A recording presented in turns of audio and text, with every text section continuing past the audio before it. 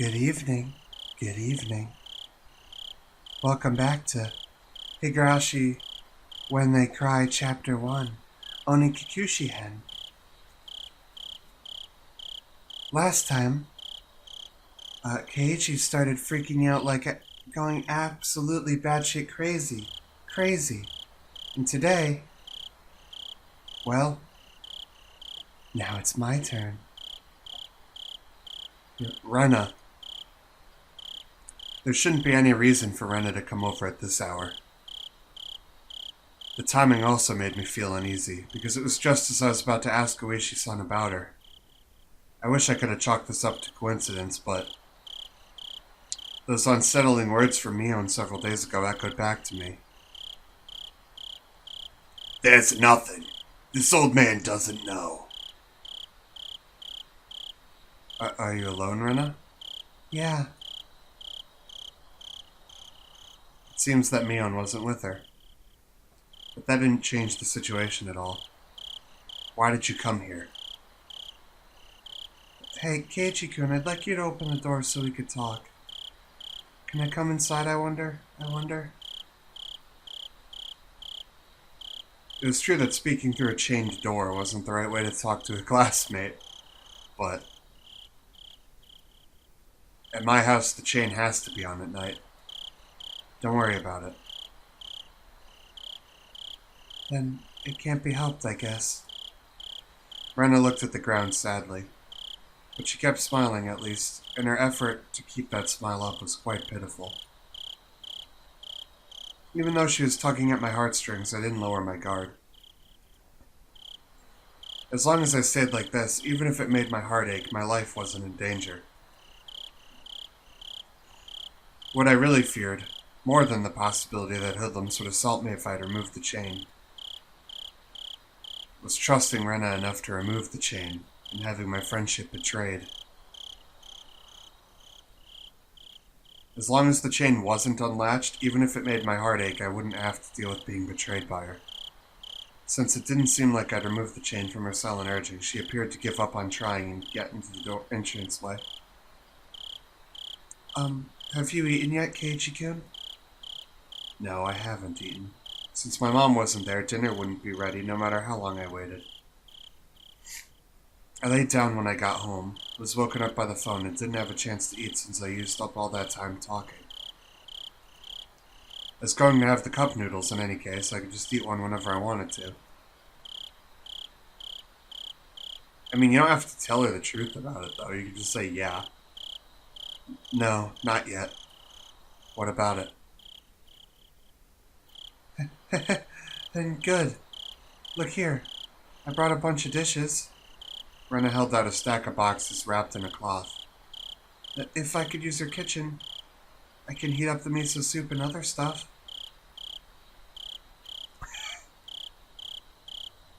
If I hadn't seen the look in her eyes and known that she was like a psycho at her old school, I'd be like so heartbroken right now too, Keiichi. Don't worry about it.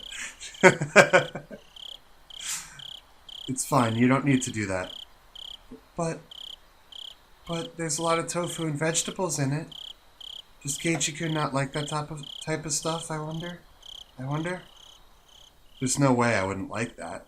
I love miso soup with lots of ingredients. White radish, carrots, burdock root, potatoes, dense and fibrous root vegetables. Yeah, that miso soup looks incredible. I also brought rice, so if you microwave it, it'll be ready to eat in no time. Without a doubt, rice needs miso soup.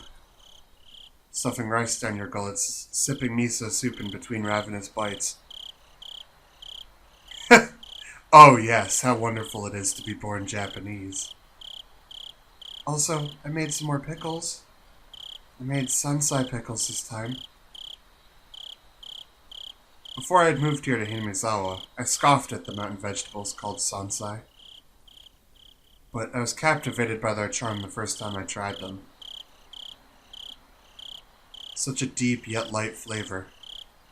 Those so-called supermarket vegetables taste rough and overpowering in comparison. If you had to describe them, then they were the vegetables for the uninitiated. I didn't know you're such a fucking savant in the field of eating. To become an expert such as myself, you had to first partake in some sansai. There's common knowledge around here that the Ryugu family's traditional pickles were wonderfully delicious. It's true. We all found that out in episode 1. No matter what kind of pickles they were, they'd go so well with that fluffy white rice. And also?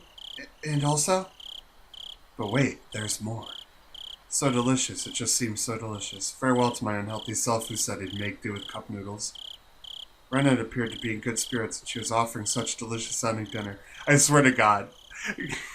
If you unlatch that latch, Keiichi, I swear to God. The stress evaporated from my gut and hunger reared its... voracious head. At the same time, my wariness of Rena suddenly dwindled. Rena did say she was alone. It shouldn't be a problem letting her inside, though the possibility that it was laced with poison still hadn't been ruled out. At that moment, a cold chill ran down my spine once again. I couldn't understand why such a sensation had occurred just then. But the voice inside me was sounding the alarm. Am I the voice inside you right now?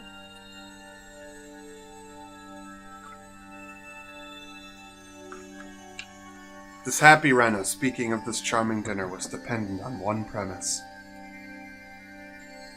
And that premise was that tonight dinner hadn't been made at my house, meaning that it was under the assumption that my mom, who should be making it, wasn't here. At any normal household, 7 o'clock would be around the middle of dinner time.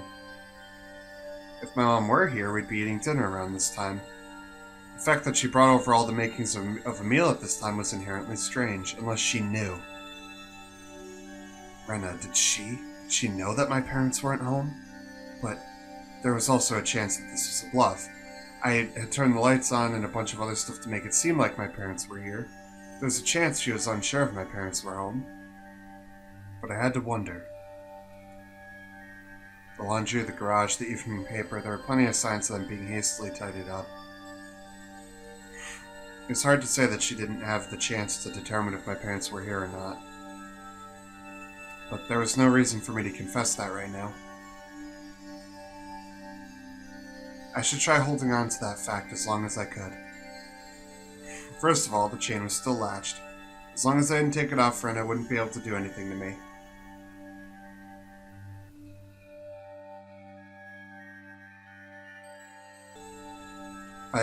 I'm quite grateful, but dinner will be ready pretty soon.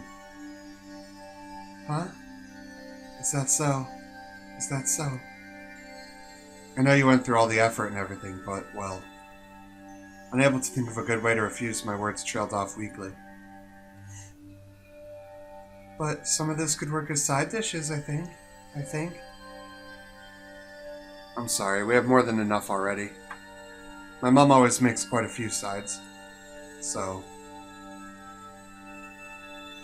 Huh? You have side dishes? With a smile that bordered on a cringe, I dodged her questions apologetically.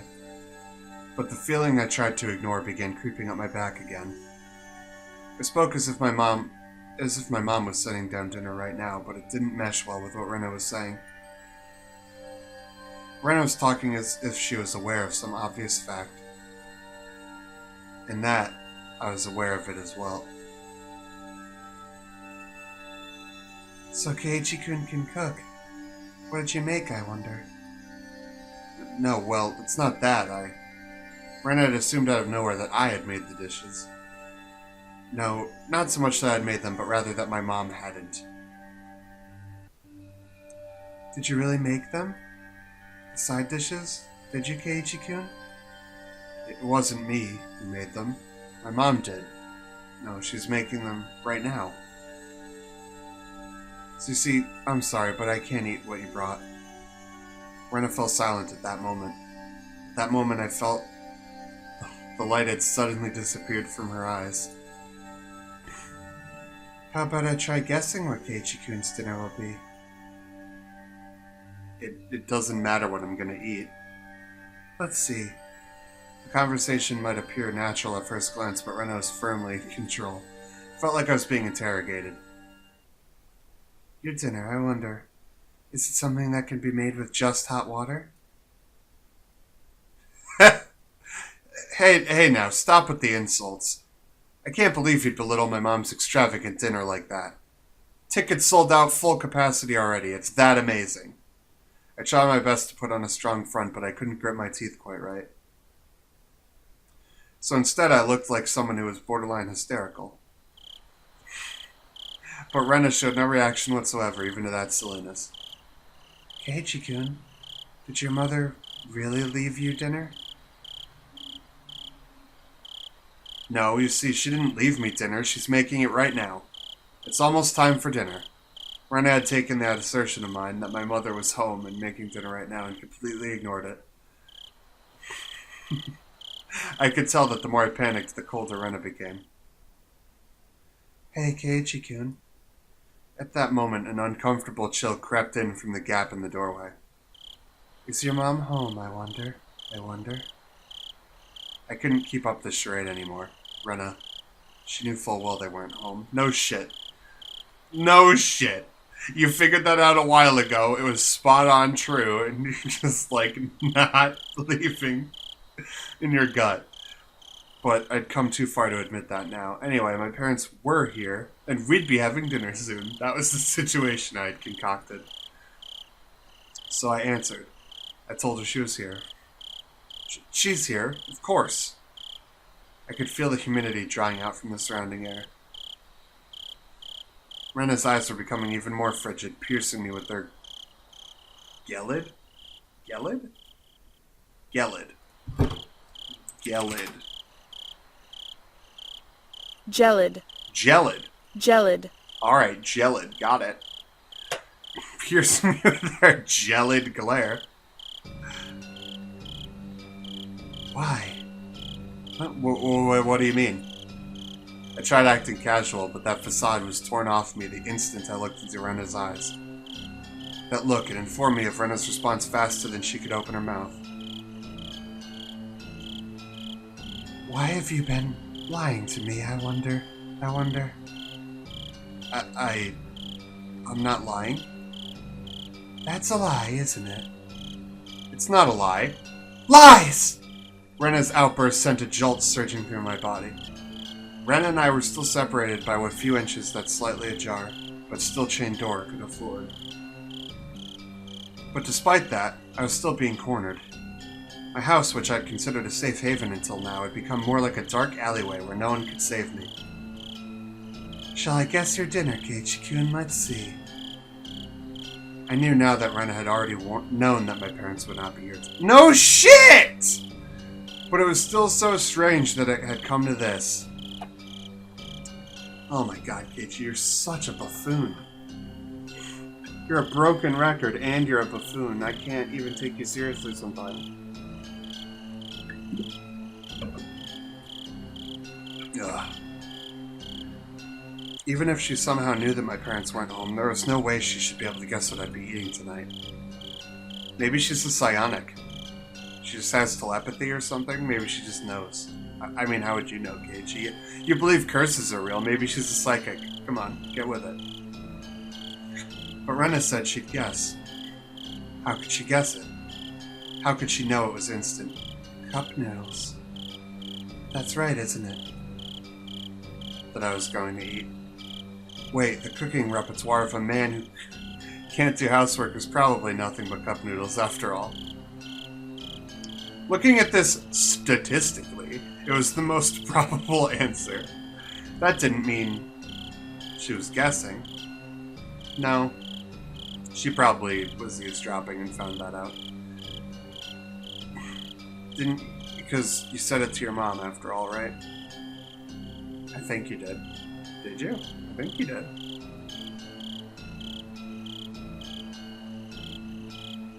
Doesn't go back far enough. Sad face. I guess we'll never know until I watch it back.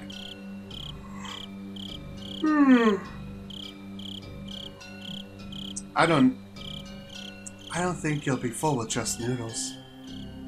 I think having rice and stuff will definitely hit the spot. Calm down, Keiichi Maibara. This was just a coincidence.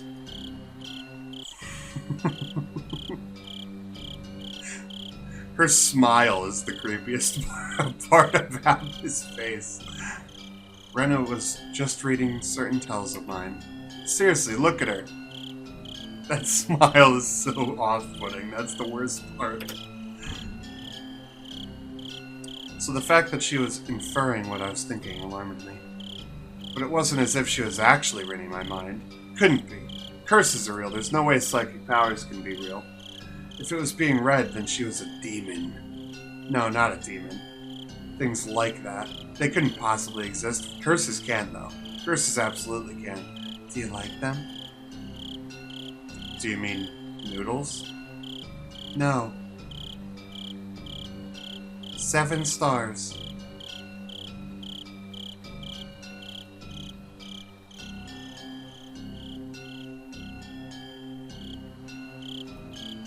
Rena indicated that the point my answer was addressing was wrong. Her rebuttal was so short that I momentarily didn't understand the words Rena had spoken. Oh, was that meant to be because he couldn't understand it, so we're not allowed to know what she said? Sorry, Rena. What did you say just now? Huh? About what? Just now you asked me if there was something that I liked, didn't you? It wasn't long before I regretted how carelessly I had pushed forward with that question. It was such a simple answer that was why I wasn't able to comprehend it. I mean, I can't either. I have no idea. Oh.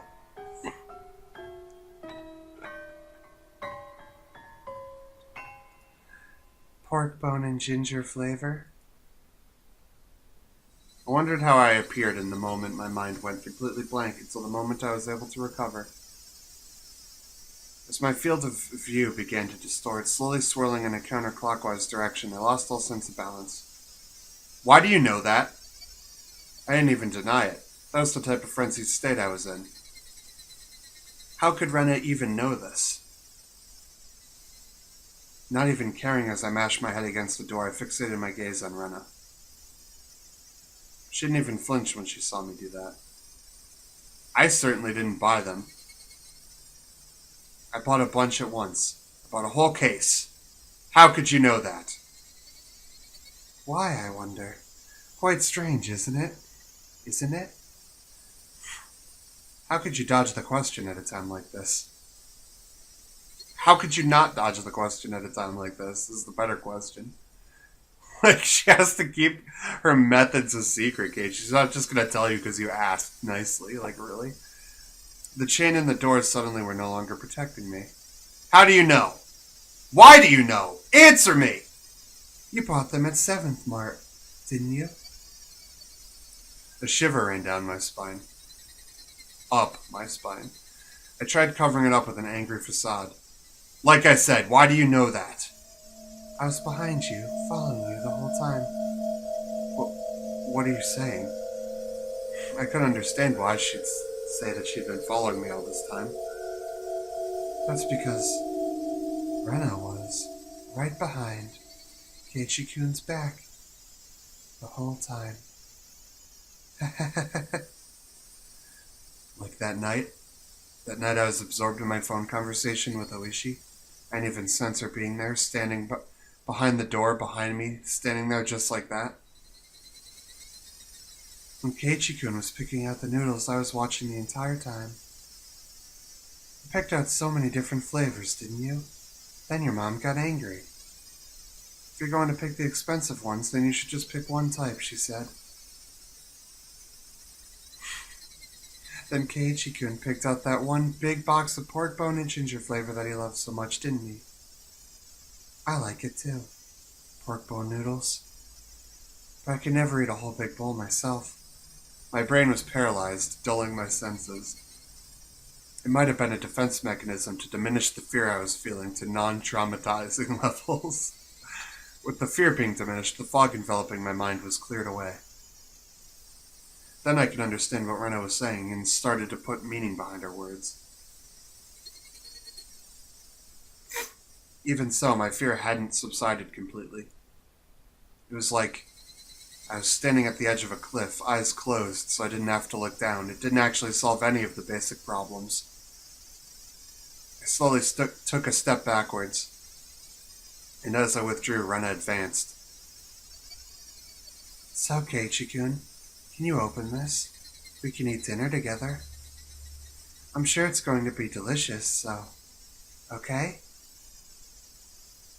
Rena's pale, slender fingers squirmed through the crack in the door, one at a time as if they had a mind of their own, rattling the chain.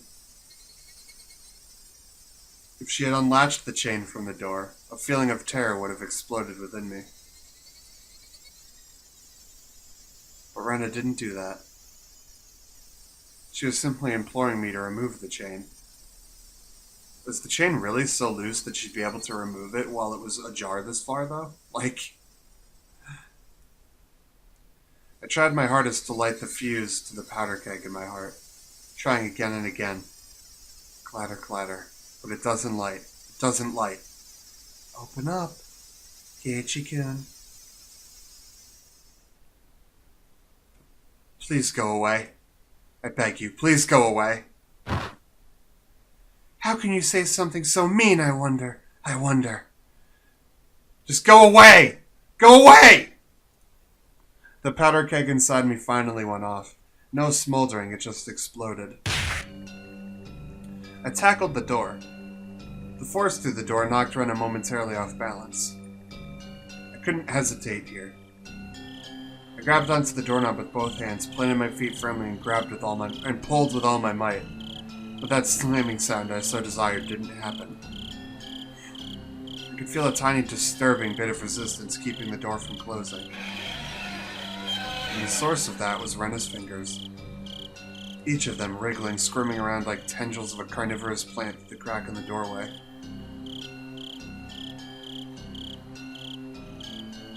There's no scream. The fact that there's no scream and she just starts saying it hurts makes me really, really sketched out about this whole situation.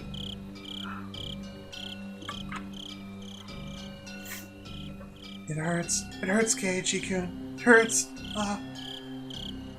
It wasn't a harsh shriek, but more of a yelp she was trying to keep back.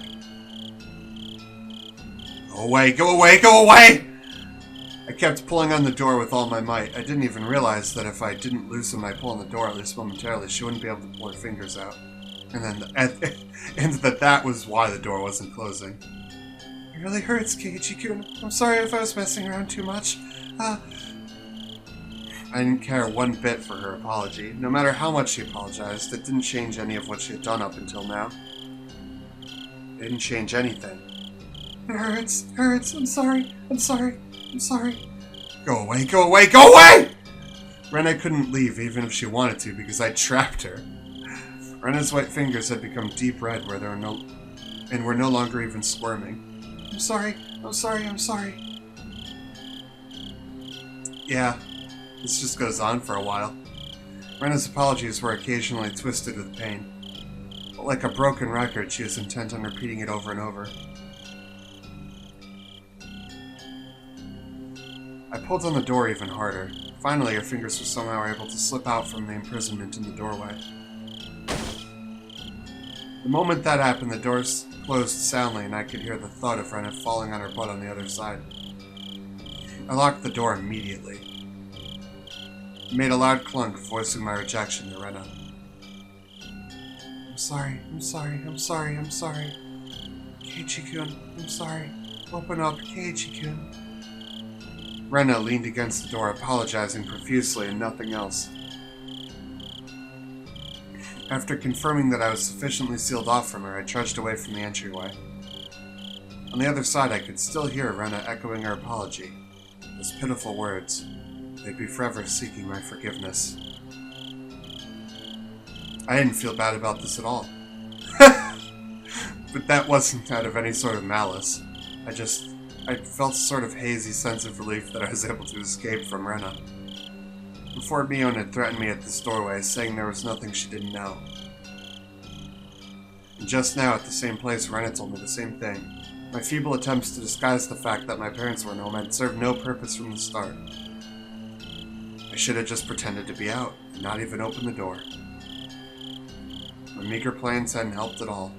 In Hinamizawa, it was impossible to outwit them. Even though I was on the other side of the door, I wanted to get as far away from her as possible. 1 step, 2 steps with each one, her sniveling apologies became more distant. I sprinted up the stairs and dove into my room. As you'd expect, I was finally able to hear Rena repeating her endless apology. Diving into my bed, I was startled by the hard lump I felt. There was something in my bed. Yeah, the phone, Keiji. It was the receiver. I finally remembered.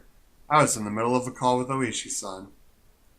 Looking at the clock, apparently not much time had passed since I went downstairs. Yeah, probably like a few minutes. Could it be that my clock had run out of batteries? I talked with Renner for so long. How did almost no time pass? But the hand on the clock was ticking forward 1 second every second as usual.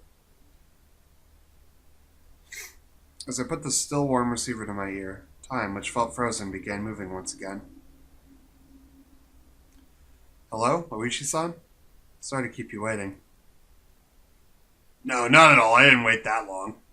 It became apparent that the amount of time that had passed between myself and Oishi-san was a bit different. Over the phone, I could hear an energetic voice from a sports program or something. It drove home just how far away he really was. Rena came just now. She come to play? I wasn't confident that I could coherently explain the situation to him. But I didn't need to right now. Right now I needed to know about her. That's right, I was planning to ask Oishi-san more about Rena. But Rena's little visit had interrupted that. What was true and what was false, I couldn't tell. The one thing I knew was the single grim reality that she was suspicious. I might be able to figure something out if I asked him about her. Up until now, I had regretted it whenever I forced myself to ask things I was better off not knowing. But looking at it that way, you could say it hit rock bottom. There's no possible way I could feel any more regret than I did right now. No, rather, I wanted to know if there was anything beyond this I would regret more. Forget about tomorrow. It wasn't out of the realm of possibility for something to happen tonight. I wanted to know everything I could. I was absolutely not going to die like this. Not without knowing anything. I definitely won't. Regarding Ryugu-san, I did a bit of digging. Yeah, well, it wasn't much. I understood that he was talking in circles. A bit meant I dug so deep it'd be hard to discuss with you since you're her friend. I want to know everything from your research. I don't think you'll be very interested in what I have to say, though. Oishi-san. I spoke as calmly as possible to Oishi-san, who was continuing to avoid the issue.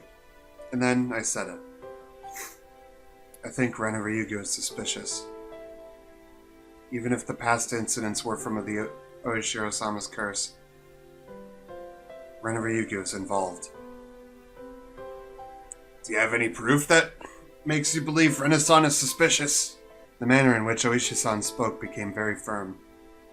Do you have some sort of proof? That was him talking as a detective. I only have circumstantial evidence. I see. I could tell even over the phone how disappointed he was. Pulling on the fishing line when he felt a bite, only to reel in the bait.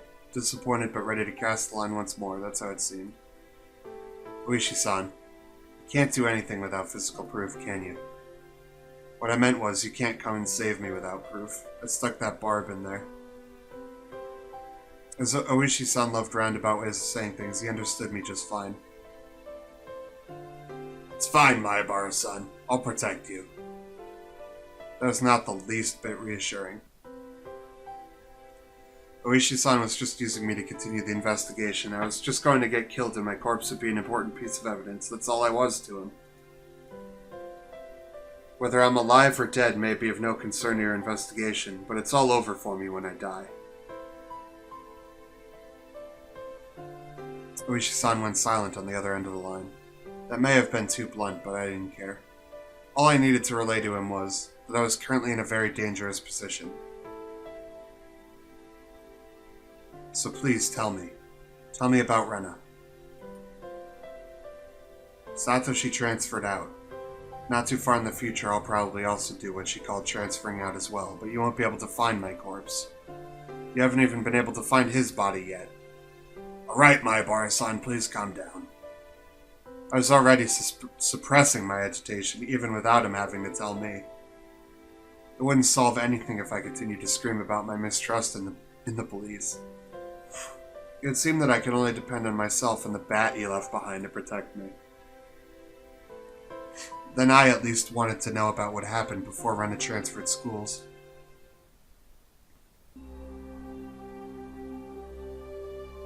You're aware this won't be very interesting, right? Oishi-san, realizing my resolve couldn't be swayed, finally caved. Right now, to me, there's nothing that I'll find uninteresting. Please. There's a few things that I need you to agree to. Okay. Please keep this confidential. Also, part of this may be speculation. Not all of it may be true. Are you still interested? It might not be true. I don't understand what you mean. There isn't one main investigation for the mysterious chain of deaths in Hinamizawa. Each one is treated like its own individual case. Thus, Rena Ryugu has never been linked to any of the investigations. Basically, you see, this isn't an investigation of Rena done by the police. It is a personal inquiry, is what you're telling me? Well, that'll make things a lot quicker now that you understand. All of it is from either phone calls and meetings and interviews. So they aren't corroborated. I'm asking you to take this all with a grain of salt, is what I mean. Do we have an agreement? All of it's just from what you heard? Yes, my apologies. It was a personal investigation, you see. That thing, before, you said you saw Rena's chart, didn't you? I'm sure I heard you say that. Oishi-san paused for a moment on the other end of the line. I told you that too? Please pretend you didn't hear anything about that. I didn't care about Oishi-san having certain obligations and responsibilities. I also didn't care if there was no proof. Even if they were just rumors, there's no smoke without fire, after all. Just please tell me, Oishi-san. Understood. He finally opened those tight lips of his. It's... Damn it. Ah! We're running low on time already. Nope, I'm gonna keep going. I feel like this won't take very long. I'm gonna make the executive decision to keep going a few more minutes, you guys. It seemed that Rena lived in Hinamizawa a long time ago. She had moved to Ibaraki Prefecture just before starting elementary school. Then, following that, right after transferring, the unfortunate incident with the breaking of school windows happened. Then Rena confided to the doctor. It was Oyashiro-sama. This was everything that I knew. Yeah. There isn't much difference between what I know and what you know. Then what part did you investigate further? I didn't need to ask. It was the incident right before she transferred back. The incident Rena was responsible for and what she divulged to the doctor afterwards, right? Yes. After you learned about that, you started suspecting Rena and the others, didn't you? Yes, I did suspect them. So they're the ones, after all. No, that's not what I meant by suspect them. Oishi-san was the type of person to say things with confidence, but these particular words were less than reassuring.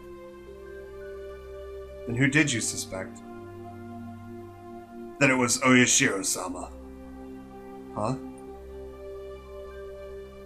That Oyashiro-sama's curse really exists. Yeah, right, well... Oishi-san's laugh was quite dry. Certainly not the kind that would make you want to join in. Oishi-san resumed the conversation about the dubious circumstances behind Satoshi's disappearance. The course of events leading him to delve into Rena's past. Just then, there was thunder in the distance, and a heavy rain started pouring down. It came without any warning, a downpour fiercely beating the ground. I had left the window in my room open a crack to let the heat out. The violent wind danced into my room, making the curtains flap wildly. What is it? Ah, nothing. It just started raining all of a sudden. Sorry, please continue. I got up while the... Whoops. I got up while the phone was, while still on the phone and grasped the window. I said at the beginning it was an incident, but because neither the school nor the victims filed charges, the police were never involved. So you see, those involved were very reluctant to talk, regardless of there being a victim who had one eye beaten so badly that it had permanent damage. It could have been the school or possibly some individual who made arrangements to keep it from going public. Also, the psychologist was very strict about the professional ethics. Hello, my bar-san? Can you hear me?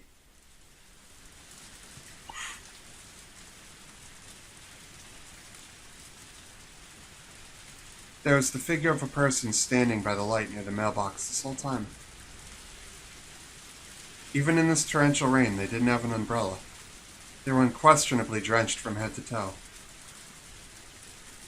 In this shower, which more resembled a waterfall, droplets of water dripped down from her hair.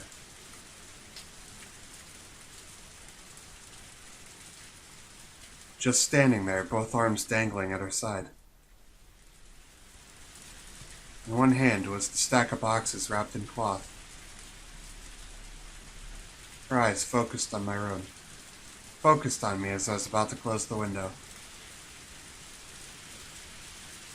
Her mouth was methodically repeating a chewing motion.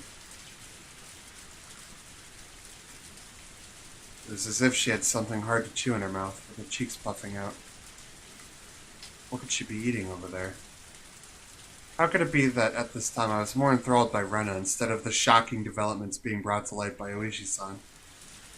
If it hadn't started raining, I wouldn't have gone to the window. Then I wouldn't have noticed her, nor would I have noticed that. Her mouth was moving in the same pattern. She wasn't eating something, she was repeating something.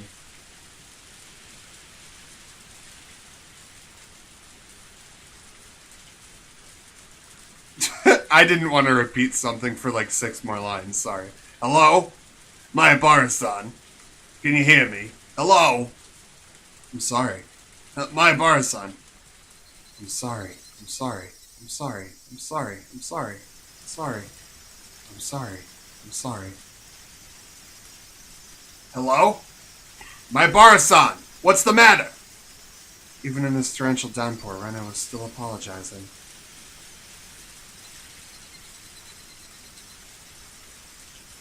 The other self inside me drew the curtain hastily with my right hand, blocking my view of the outside. But even doing that, her relentless apologies still reached my ears. I'm sorry, I'm sorry, I'm sorry. Sorry. If I forgive you for this, will you forgive me for that? Please stop. Please stop. Please stop. Please stop. Oh man. He's going totally batshit insane. Damn it! Why should I have to forgive her? I'm the one who wants to be forgiven. What part of me can't you forgive? I won't be killed. If you won't forgive me, then I won't forgive you either. Well, alright then. My bar-san! If you can hear me, then please respond. Hello?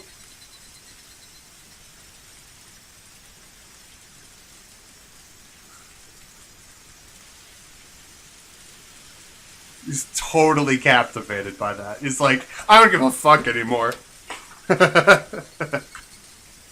He can't handle it.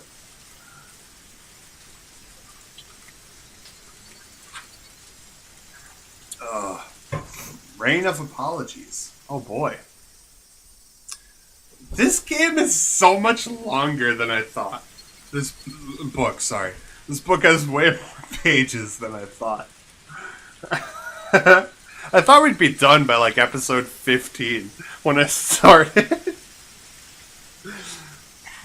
This is what, episode 21? It's crazy. It's crazy. I don't have time to read tips. We're already going on long. I'll read the tips at the start of the next episode. Man, that shit with Rena, though. Am I right? Oh, boy. Oh, this is getting intense.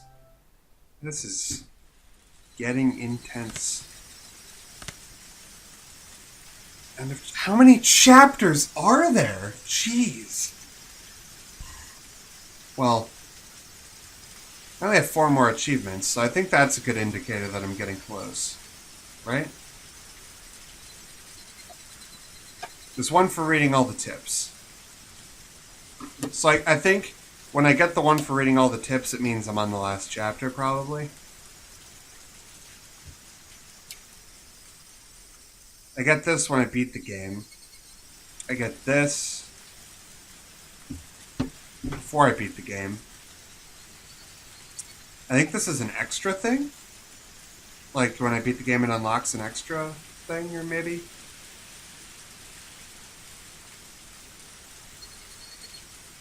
I don't know. Interesting. Alright, so my guess is still that we only have a few episodes left, though. We're moving very fast now. So yeah. End of that discussion. Anyway, I hope you guys are enjoying this. I've been getting super into it these last couple episodes, because, like, it's just getting so good. But you know what? If I'm being honest, part of me wants to get back to the zany, normal craziness of everyday life with those guys.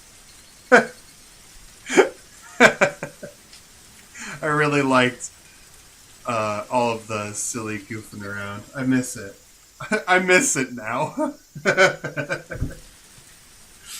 I regret wanting to speed this up because now I miss it. Alright, whatever. I'll see you guys next time. Let me know your thoughts. If you're watching this and you haven't actually seen or read this or anything before, then let me know what you think is going to happen. I'm really interested in seeing that kind of thing if you guys are watching in that situation. But yeah, that's about it. I'll talk to you guys later. Have a good rest of your night. I love y'all. Peace.